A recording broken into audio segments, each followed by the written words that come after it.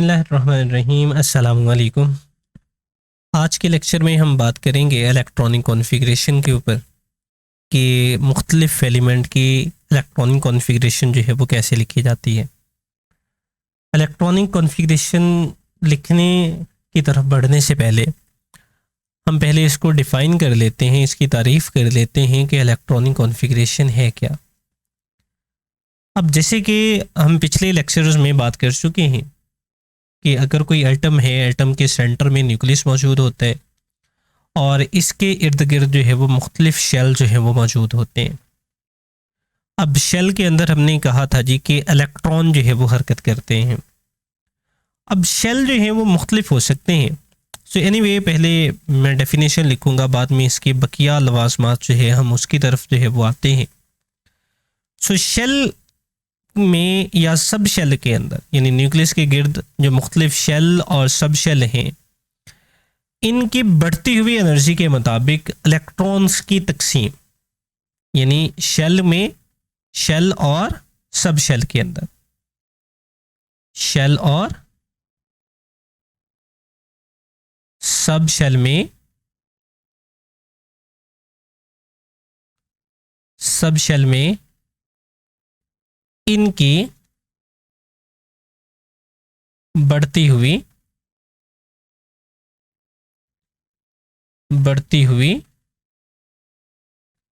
Energy के मुताबिक,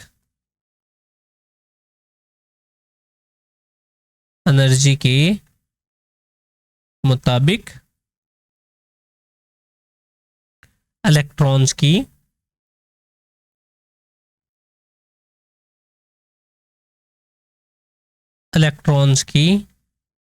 तकसीम, इसको हम क्या कहते हैं जी, इसको इलेक्ट्रॉनिक कॉन्फ़िगरेशन जो है वो कहते हैं। यानी जिस तरह से एनर्जी बढ़ रही है, यानी जो इलेक्ट्रॉन हमारे पास होंगे इनको सबसे पहले कम एनर्जी वाले में हम लेके जाएंगे, उसके बाद जो है वो इसको ज़्यादा एनर्जी वाले की तरफ लेके जाएंगे और इस तरह से उसके बाद जिस तरह से एनर्जी जो है वो बढ़ती चली जाएगी, वैसे वैसे हम इलेक्ट्रॉन्स को शेल और सब शेल में मुख्तलिफ तरतीब के साथ जो है वो अगर हम फिल करते जाएंगे तो इसको हम इलेक्ट्रॉनिक कॉन्फ़िगरेशन कहते हैं। अब शेल पर हम बात कर चुके हैं कि हमारे पास जो पहला शेल है ये के है, दूसरा शेल जो है ये हमारे पास एल है, तीसरा शेल जो है वो एम है और चौथा शेल एन है और इसी तरह से आगे जो है वो चलते रहेंगे। अब किसी भी शेल के अंदर जो इलेक्ट्रॉन को मालूम करने का फार्मूला है कि किसी शेल के अंदर इलेक्ट्रॉन्स की तादाद कितनी आ सकती है, वो हमारे पास है जी 2n²।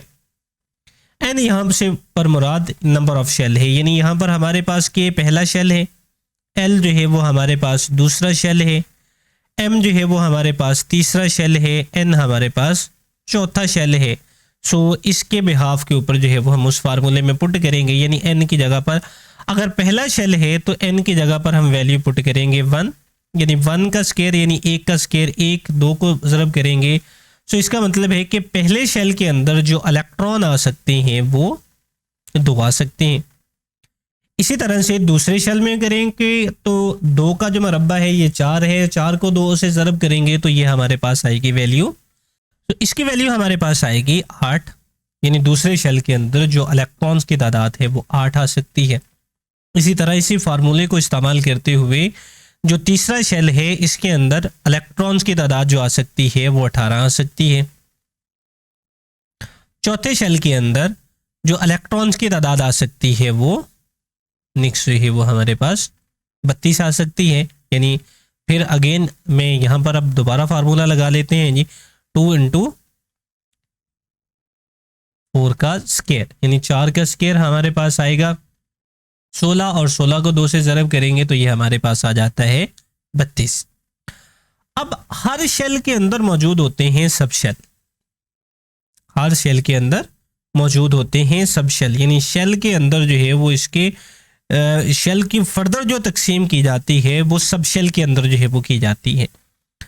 अब जो हमारे पास के शेल है इसके अंदर सिर्फ एक सब शेल मौजूद है, वो है एस। एल के अंदर जो है वो दो सबशेल मौजूद हैं, एक हमारे पास है एस और दूसरा पी। एम के अंदर यानी तीसरे शेल के अंदर तीन सबशेल हैं, एक एस, एक पी और एक डी। और इसी तरह से एन के अंदर जो है वो चार सबशेल हैं जो कि हमारे पास हैं एस, पी, डी और एफ। सो अब किस सबशेल के अंदर कितने इलेक्ट्रॉन आ सकते हैं? सो एस के अंदर जो इलेक्ट्रॉन आ सकते हैं वो दो आ सकते हैं। पी के अंदर जो इलेक्ट्रॉन आ सकते हैं ये 6 आ सकते हैं। डी में इलेक्ट्रॉन्स की तादाद जो है वो 10 हो सकती है और एफ में इलेक्ट्रॉन्स की तादाद जो है वो 14 हो सकती है। अब क्या हमारे पास कोई ऐसा फार्मूला मौजूद है जिसके ज़रिए हम सबशेल में इलेक्ट्रॉन्स की तादाद जो है वो निकाल सकते हैं? तो सो जी बिल्कुल हमारे पास एक फार्मूला मौजूद है और वो है 2 × 2l + 1। सो ये वाला हमारे पास फार्मूला है, इसकी मदद से हम सबशेल के अंदर इलेक्ट्रॉन्स की तादाद जो है वो निकाल सकते हैं। सो यहाँ पर हमारे पास l क्या है? सो मैं इसमें इतनी ज़्यादा डिटेल में नहीं जाऊँगा। l जो है वो बेसिकली हमारे पास एजीम्यूथल क्वांटम नंबर है। l हमारे पास क्या है जी? एजीम्यूथल क्वांटम नंबर, यानी l की वैल्यू जो है यहाँ पर आसान लफ्ज़ों के अंदर कि l की वैल्यू जो है वो 0 हो सकती है, यानी अगर पहला आपके पास है तो l की वैल्यू जो है वो 0 होगी। अगर हमारे पास p है तो l की वैल्यू जो है वो हमारे पास 1 होगी। अगर आपके पास d है तो l की वैल्यू जो है वो 2 होगी और अगर हम आपके पास f है तो l की वैल्यू हमारे पास 3 होगी। यानी ये आप इसी तरीके के साथ इनमें जो है वो नंबर ऑफ इलेक्ट्रॉन्स की तादाद जो है वो निकाल सकते हैं। यानी अगर मिसाल के तौर पर d है जी आपके पास, l की वैल्यू 2 है, सो मैं इसी वाले फार्मूले में यहीं पर पुट कर लेता हूँ जी 2 × 2, ये वाला भी 2 और प्लस हमारे पास आ गया 1। अब ये क्या हमारे पास आएगा जी? ये 4 + 1 5 और 5 को 2 से मल्टीप्लाई कर दें तो ये हमारे पास आंसर आ जाएगा 10। सो इसका मतलब है जी डी के अंदर इलेक्ट्रॉन्स की तादाद जो है वो 10 आ सकती है। सो ये तो हमारे पास है जी शेल और सबशेल। सो यहाँ पर मैं एक बात और क्लियर करता जाऊँ कि सबशेल के अंदर भी कोई चीज़ मौजूद होती है और उस वाले को बोला जाता है जी ऑर्बिटल। उस वाले को क्या बोला जाता है जी? उस वाले को बोला जाता है ऑर्बिटल। ऑर्बिटल जो हैं वो सबशेल के अंदर मौजूद होते हैं। अब जैसे कि p के 3 ऑर्बिटल हैं, यानी p को मजीद 3 हिस्सों के अंदर तकसीम किया जाता है, p of x, p of y और p ऑफ z के अंदर। सो इन 3 मजीद हिस्सों के अंदर जो है वो इसको तकसीम किया जाता है। हर ऑर्बिटल के अंदर जो इलेक्ट्रॉन आ सकते हैं वो 2 आ सकते हैं। सो एनीवे जी आपने यहाँ तक जो है वो याद रखना है कि हमारे पास शेल कौन कौन से हैं, किस शेल के अंदर कितने इलेक्ट्रॉन आ सकते हैं। फार्मूला मैंने आपको बता दिया है कि शेल के अंदर किस तरह के साथ आप इलेक्ट्रॉन्स की तादाद निकाल सकते हैं। इसके अलावा सबशेल कौन कौन से हैं और किस सबशेल के अंदर कितने इलेक्ट्रॉन आ सकते हैं, और इस वाले का भी फार्मूला मैंने आपको बता दिया है। सो अब हम आते हैं जी कि अब हम शेल या सबशेल को तरतीब किस तरह से दे सकते हैं एनर्जी के लिहाज से। सो इसके लिए हमारे पास एक रूल होता है, इसको बोला जाता है जी n+l रूल। क्योंकि अभी आप लोगों ने उसकी तरफ आए नहीं है, पढ़ा नहीं है, सो यहाँ पर आपकी किताब में एक सिंपल सा फार्मूला जो है वो आपको बताया गया है। हम उसी फार्मूले के ऊपर जो है वो यहाँ पर बात करते हैं। जैसे कि हमारे पास पहला शेल है जी के। सो ये शेल आपके पास कौन सा है जी? ये वाला है जी पहला।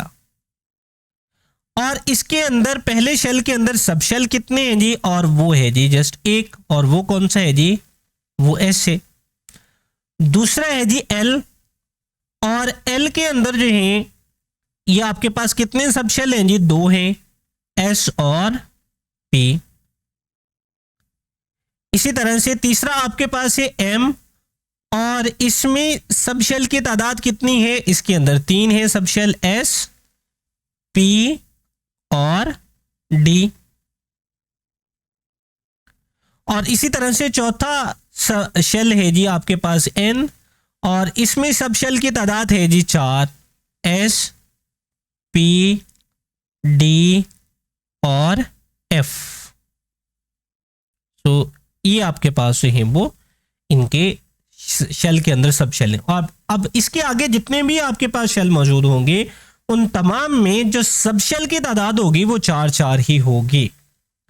सो अब हम क्या करें जी, अब इनमें से हम करते हैं जी, अब इनमें से जो है वो आप लाइंस गुजार दोगे, यानी तिरछी लाइन जो है वो गुजार देंगे, या इसमें से एरो जो है वो गुजारेंगे, यानी इस तरीके के साथ। ये आपके पास जो है वो इस पहले वाले में से गुजर जाएगा, ये आपके पास जो है वो इसका पहला एरो आ जाएगा। इसी तरह से ये जो है वो दूसरे वाले एरो जो है वो आ जाएगा। इसी तरह से ये वाला जो है वो तीसरे वाला एरो जो है वो यहाँ से गुजर जाएगा, यानी तिरछे जितने भी इसके अंदर सब शेल आ रहे हैं उन तमाम में से आप ये एरो जो है वो गुजारते चले जाएंगे। सो ये वाला जो है वो नेक्स्ट एरो जो है वो इसमें से गुजर जाएगा। अब अगर एरो को मैं यहाँ पर नाम दूँ, फर्ज करें ये वाला हमारे पास एरो है जी एक्स, पहले वाला एरो को मैं नाम दे दूँ, अगर ये वाला एरो हमारे पास एक्स है, ये दूसरे वाला जो है वो वाई है, तीसरे वाला जो है वो जी है, चौथे वाला जो है ये हमारे पास फॉर एग्जांपल डब्ल्यू है। तो ये मुख्तलिफ जो इसमें से एरो गुजर रहे हैं उसको जो है वो मैंने मुख्तलिफ नाम जो है वो यहाँ पर दे दिए। अब देखें जो एक्स वाला एरो है ये किस सब शेल में से गुजर रहा है, ये एस में से गुजर रहा है। और शेल कौन सा है जी, ये वाला शेल है जी पहला। सो इसको आप यहां पर लिखोगे 1s। अब y वाला जो एरो है ये किस में से गुजर रहा है, ये वाला भी s में से गुजर रहा है। अब ये शेल कौन सा है जी, दूसरा। तो इस वाले को आप लिखोगे 2s। अब z वाला जो एरो है ये कि फर्स्ट ऑफ ऑल किस में से गुजर रहा है, ये p में से गुजर रहा है। और शेल कौन सा है जी इस वक्त, ये आपके पास है जी दूसरा। सो इसको आप लिखोगे 2p। उसके बाद जी वाला एरो आगे जाकर किस में से गुजर रहा है, एस में से गुजर रहा है। शेल कौन सा है, तीसरा। सो इसको आप लिखोगे 3s। आगे डब्ल्यू वाले पे चले जाए, डब्ल्यू वाला किस में से गुजर रहा है, p में से। शेल कौन सा है जी, ये तीसरा है, इसको आप लिखोगे 3p। आगे चले जाए, आगे ये डब्ल्यू वाला किस में से गुजर रहा है, एस में से गुजर रहा है। शेल कौन सा है जी, चौथा। सो ये आप यहां पर लिखोगे जी 4s। अब मजीद एक और हम नीचे जो है वो ड्रा कर लेते हैं जी। अगर हमारे पास एक और हो, यानी पांचवा शेल भी जो है वो हमारे पास मौजूद हो, इसके भी 4 सब शेल जो है वो हम यहाँ पर ड्रा कर लेते हैं। और उसी तरीके के साथ एक जो है वो एरो हम इसमें से इस तरीके के साथ हम गुजार देते हैं। यानी अगर आप 18 की, यानी आपकी बुक पर जो इलेक्ट्रॉनिक कॉन्फ़िगरेशन दी गई है ये 18 एलिमेंट की दी गई है, लेकिन ये हम जो है वो फर्दर कर रहे हैं कि अगर मजीद जो है वो आपने करनी हो। सो लाइन हम सीधी करके ड्रा दोबारा कर लेते हैं। सो ये जो है वो इस तरीके के साथ जो है ये हमारी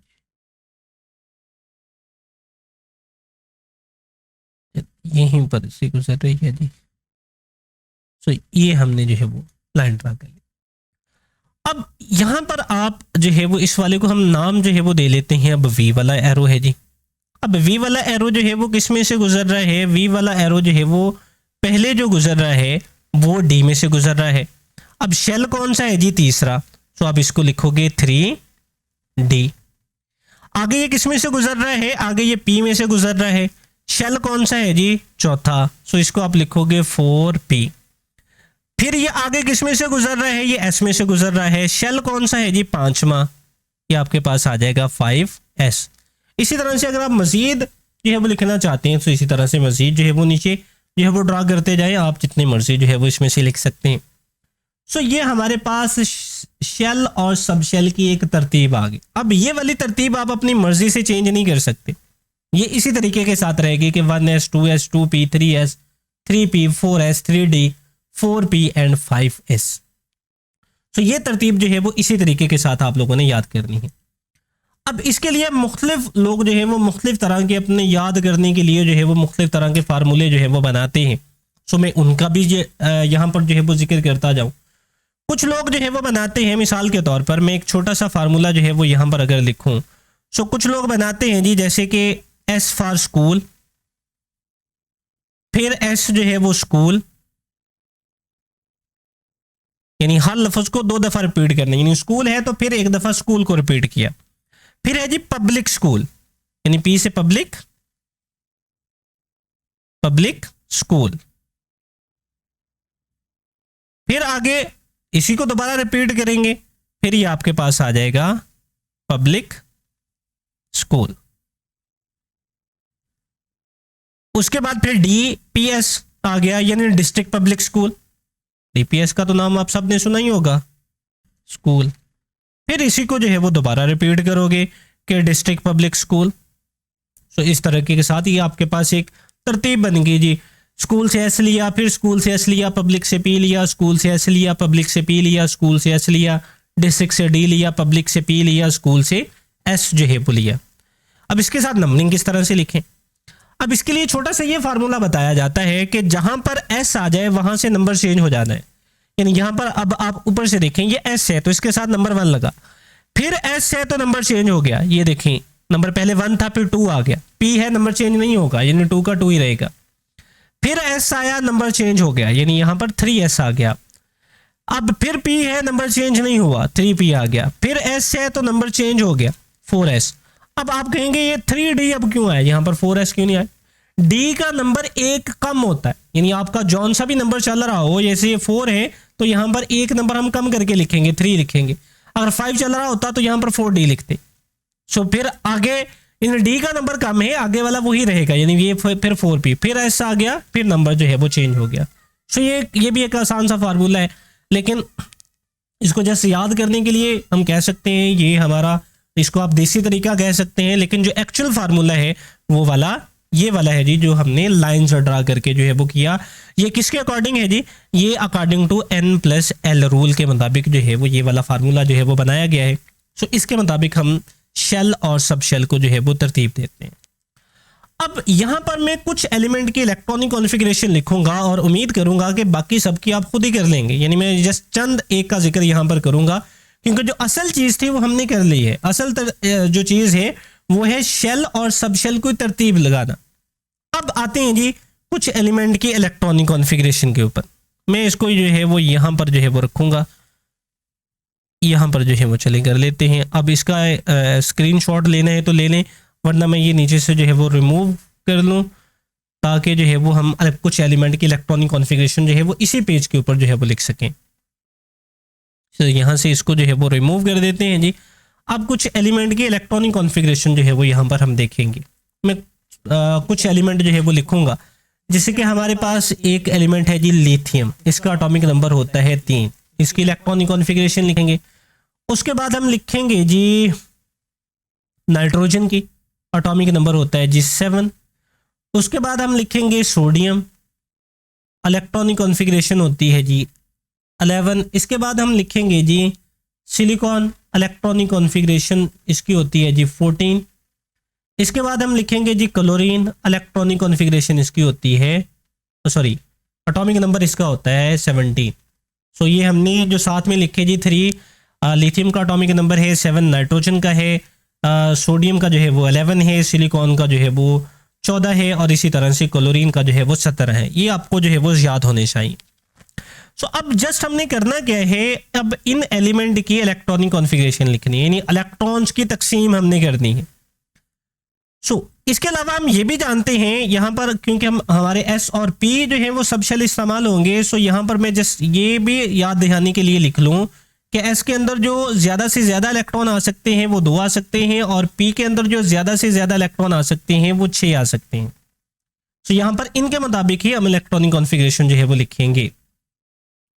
सो पहला है जी हमारे पास 1s, इलेक्ट्रॉन कितने आ सकते हैं जी 2। सो यहाँ पर लिख लेंगे 1s2, क्यों? क्योंकि टोटल इलेक्ट्रॉन की तादाद हमारे पास है 3। सो टोटल कितने हैं 3। अब क्योंकि 2s में आ सकते हैं इस वजह से हमने लिख दिए 1s2। फिर आगे है जी 2s। अब बकिया इलेक्ट्रॉन कितने बच गए, क्योंकि 2 तो इस s में फिल हो गए, टोटल थे 3, तो बकिया कितने बच गए 1। सो ये आ जाएगा जी 1s1। सो ये लिथियम की इलेक्ट्रॉनिक कॉन्फ़िगरेशन बन गई। अब नेक्स्ट लिखते हैं जी नाइट्रोजन की। सो नाइट्रोजन के पास है जी एटॉमिक नंबर, यानी जितना किसी एलिमेंट का एटॉमिक नंबर होता है उतने ही इलेक्ट्रॉन्स होते हैं। ये बात हम पहले चैप्टर में कर चुके हैं। सो नाइट्रोजन का एटॉमिक नंबर है 7, यानी इलेक्ट्रॉन्स की तादाद है इसके पास 7। सो इसका हमारे पास है 1s, कितने इलेक्ट्रॉन लिखेंगे 2, क्योंकि टोटल 7 इलेक्ट्रॉन है, 5 अभी भी पीछे बच गए। सो बकिया इलेक्ट्रॉन किस में जाएंगे, आगे वाले सब शेल के अंदर। ये हमारे पास आ गया जी 2s2, टोटल 4 इलेक्ट्रॉन फिल हो गए, बाकी कितने रह गए 3। टोटल 7 थे, 4 फिल हो गए, तो बकिया कितने रह गए 3। सो आगे जो है वो चले जाएंगे 2p। सो ये हमारे पास आ गया जी 2p3। नाइट्रोजन की इलेक्ट्रॉनिक कॉन्फ़िगरेशन बन गई। बड़ा आसान सा काम है जी, आप सबकी सब लिख सकते हैं जी। सो कोई अब मुश्किल काम नहीं पीछे रहा। सो आगे सोडियम की लिख लेते हैं। सोडियम की इलेक्ट्रॉनिक कॉन्फ़िगरेशन ये है वो हमारे पास, जैसे कि नेक्स्ट टोटल एटॉमिक नंबर है जी इसका 11। सो इसका मतलब है इलेक्ट्रॉन्स की तादाद कितनी है 11। सो पहले है जी 1s, कितने इलेक्ट्रॉन आएंगे 2, क्यों, क्योंकि टोटल 11 है। सो बकिया कितने रह गए 9। सो बकिया इलेक्ट्रॉन किस में जाएंगे 2s में। इसमें कितने आ सकते हैं ज़्यादा से ज़्यादा, इसमें भी 2 आ सकते हैं 2। 4 इलेक्ट्रॉन फिल हो गए, टोटल 11 है, 4 जो है वो फिल हो गए, बकिया कितने रह गए 7 रह गए। सो आगे है जी 2p। p में टोटल है अभी पीछे हमारे पास 7, p में ज़्यादा से ज़्यादा कितने आ सकते हैं 6। सो 6 के 6 इसमें आ जाएंगे 2p6, 10 इलेक्ट्रॉन फिल हो गए, बाकी कितने रह गए 1। सो वो किस में चला जाएगा, वो 3s1 इसमें चला गया। इलेक्ट्रॉनिक कॉन्फ़िगरेशन जो है वो लिखी गई जी इसकी। सो आगे वाले पे आ जाए, सिलिकॉन एटॉमिक नंबर कितने हैं 14, यानी इलेक्ट्रॉन्स की तादाद कितनी है 14। अब इनको फिल कर लेते हैं। ये हमारे पास आ गया जी 1s2, यानी s में कितने इलेक्ट्रॉन हैं आ सकते हैं 2। सो बकिया कितने इलेक्ट्रॉन रह गए, टोटल 14 थे, 2 इलेक्ट्रॉन फिल हो गए, बकिया कितने रह गए 12। सो नेक्स्ट किस में जाएंगे जी 2s2। सो 4 फिल हो गए, बकिया कितने रह गए 10। सो नेक्स्ट हमारे पास है जी 2p, कितने आ सकते हैं p में ज़्यादा से ज़्यादा 6, हमारे पास थे 10 अभी बाकी। सो अब 6 इसमें फिल हो गए, सो बकिया कितने रह गए अब 4 इलेक्ट्रॉन, 10 क्योंकि फिल हो चुके हैं। सो आगे चले जाएंगे, आ जाएगा जी 3s, इसमें कितने आ जाएंगे जी 2। अब 12 इलेक्ट्रॉन फिल हो चुके हैं, बकिया कितने रह गए 2। वो आगे किस में चले जाएंगे, वो चले जाएंगे जी 3p2। तो ये हमारे पास सिलिकॉन की इलेक्ट्रॉनिक कॉन्फ़िगरेशन लिखी गई। आगे क्लोरीन की लिख लेते हैं। क्लोरीन की इलेक्ट्रॉनिक कॉन्फ़िगरेशन, टोटल हमारे पास इलेक्ट्रॉन कितने हैं जी 17, और इलेक्ट्रॉन्स को अब हम इनके शेल और सब शेल के अंदर जो है वो फिल करेंगे। सो पहले के अंदर कितने आ जाएंगे जी 1s2। साथ साथ आप भी जो है वो इसको रिवाइज करते जाएं ताकि आपको मज़ीद जो है वो क्लियर हो जाए। सो 1s2। सो बकिया हमारे पास कितने रह गए जी 15, ये हमारे पास आ जाएंगे 2s2। बकिया हमारे पास यानी 4 जो है वो फिल हो गए, बकिया कितने रह गए 13। सो ये हमारे पास है जी 2p। p के अंदर ज़्यादा से ज़्यादा कितने आ सकते हैं 6। सो 10 इलेक्ट्रॉन फिल हो चुके हैं, बकिया कितने रह गए जी 7। सो ये 3s2, यानी ये 12 फिल हो गए, बकिया कितने रह गए 5। सो ये 5 के 5 जो है वो 3p के अंदर जो है वो चले जाएंगे, क्योंकि टोटल 6 आ सकते हैं। सो 6 से कम जितने भी हों वो p के अंदर जो है वो समा सकते हैं। सो ये हमारे पास जो है वो कुछ एलिमेंट की इलेक्ट्रॉनिक कॉन्फ़िगरेशन जो है वो लिखी। सो आपकी किताब पर टोटल जो है वो 18 एलिमेंट की इलेक्ट्रॉनिक कॉन्फ़िगरेशन लिखी गई है। सो आप भी इलेक्ट्रॉनिक कॉन्फ़िगरेशन करें और हमें कमेंट बॉक्स में जो है वो अपनी बकिया एलिमेंट की इलेक्ट्रॉनिक कॉन्फ़िगरेशन करके दिखाएं, ताकि हमें पता चले जी कि आप लोगों को लेक्चर की हमारे की बिल्कुल समझ जो है वो आ चुकी है। सो इसके साथ ही हमारा आज का लेक्चर जो है वो इख्तिताम पजीर होता है। आज के लेक्चर में हमने बात की एटम की इलेक्ट्रॉनिक कॉन्फ़िगरेशन के ऊपर। सो इसके साथ ही हमें इजाज़त दें। अल्लाह हाफिज़।